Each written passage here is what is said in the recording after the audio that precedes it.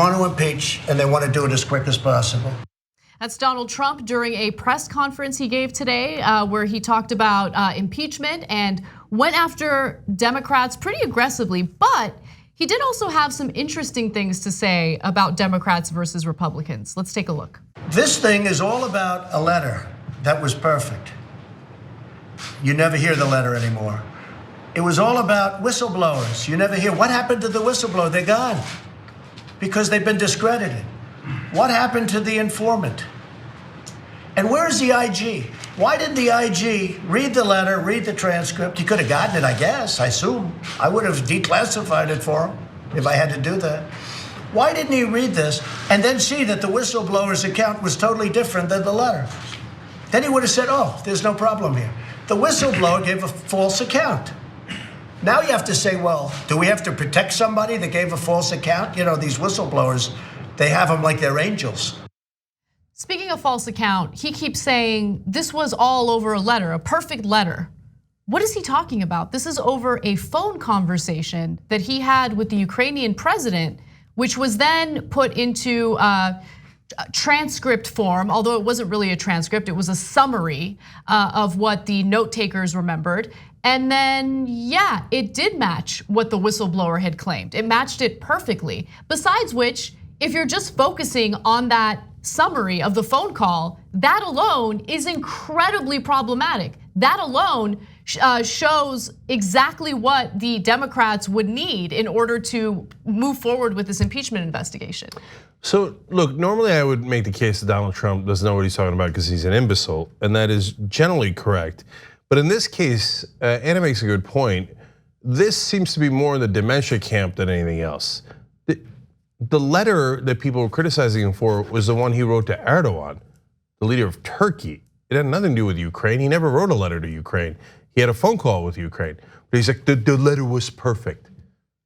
This is all over a letter. What are you talking about? So look, there's something deeply wrong with the president. Yes, granted, on every count. But I'm talking about his mental state. And it's, again, it's super obvious. The emperor has no clothes, but people aren't allowed to say it. So we should be having a huge national conversation about the 25th Amendment. Every cabinet member should be being questioned by reporters, should be all over the Sunday talk shows. Are you gonna do the 25th Amendment or are you not? The president does not have a functioning mental capacity. Anyway, now onto the substance of it. Again, of course, everything after that is also a lie. You know, I could break it down one by one for you. Anna basically already did most of it. But let me just, if you haven't seen any of the previous videos on this, real quick, the two different crimes are asking a foreign government to help you with your political campaign, even without quid pro quo, is a campaign finance violation. It is felony, it is clearly a crime. The quid pro quo, which his chief of staff admitted last week, is a separate crime. Both of those are there. None of that is perfect, unless you're talking about a perfect crime, okay? But most importantly, out of that entire video, the thing he said was, well, if the inspector, by the way, the whistleblower didn't go away, he still exists. Okay, none of it was true. Anyway, he said, if the inspector general wanted it, I could just declassify it for him. Great, do that, yes, deal. We want to see, because what they released was not a transcript. It was a summary of the call. It was a recollection of the call, and it has big dots all over it, okay?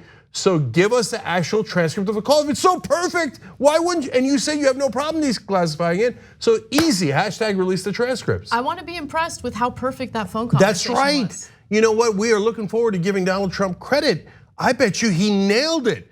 I mean, I bet you he talked about all these different Ukrainian officials that were part of the corruption that he cared so much about.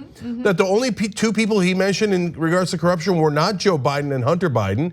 That I'm sure that he listed all these different members of the parliament, the bureaucrats in Ukraine. I want to see how perfect the call was. Okay, of course he's not going to declassify it, because even though he has already admitted to a crime in the portion that they have released, their actual transcript is probably far, far worse. So let's move on to the criticism he has for Republicans, specifically Mitt Romney. Take a look. I think the Democrats are lousy politicians with lousy policy. They want open borders. They don't care about crime. They want sanctuary cities. They don't care about drugs. They don't care about almost anything. They don't care about USMCA. How about that? I think they're lousy politicians. But two things they have: they're vicious and they stick together. They don't have Mitt Romney in their midst. They don't have people like that. They stick together. You never see them break off. So speaking of dementia, forgetting, mental health, whatever you want to call it, like he apparently has forgotten what the state of the Democratic Party is, which is incredible. It really is. But yeah, he's furious about Mitt Romney because Mitt Romney has been pretty critical of Donald Trump, specifically on the issue of Syria. Romney hasn't commented too much on the impeachment investigation, but he has been seething when it comes to Syria. So they always stick together.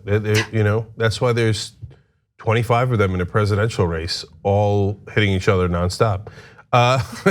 That's why there's the AOC wing and the Pelosi wing, and they constantly disagree. One side wants Medicare for all and Green New Deal. The other side is vehemently opposed to it. That's why they always agree.